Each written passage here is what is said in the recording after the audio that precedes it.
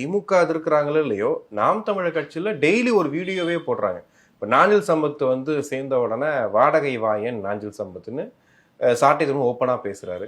இன்னொரு பக்கம் வந்து அவரு செங்கோட்டையன் பேர் செங்கோட்டையின் யோக்கியனா அப்படின்னு ஒரு வீடியோ போட்டு தொடர்ந்து இவங்க ரொம்ப அடிக்கிறாங்க. என்ன பிரச்சனை நாம் தமிழர்? விஜயின் அரசியல் வருகையால் வந்து அனாதையாக போவது சீமானும் நாம் தமிழர் கட்சியும் தான். அதில் எந்த மாற்றமும் இல்லை. இப்போ பார்த்தீங்கன்னா நாங்கள் 36 லட்சம் வாக்குகள் வாங்கியிருக்கோம் அப்படின்னு அப்படி முஷ்டியை மடக்குகிற சீமானுக்கு அதுதான் அதிகபட்சம்.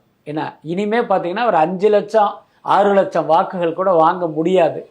இந்த யதார்த்தத்தை அவங்க ஓரளவுக்கு கணிச்சிட்டாங்க. அப்போ விஜயால் நம்ம அனாதையாக போகிறோம், தமிழக அரசியல் களத்தில் அனாதையாக நிற்க போகிறோங்கிற அந்த யதார்த்தம் புரிஞ்சதால் அது ஆத்திரமாக வெளிப்படுது. நீங்கள் குறிப்பிடுகிற அந்த சாக்கடை துரைமுருகன் தொடர்ந்து விஜய் குறித்து பார்த்தீங்கன்னா இந்த மாதிரி தான் பேசிக்கிட்டே இருக்காரு.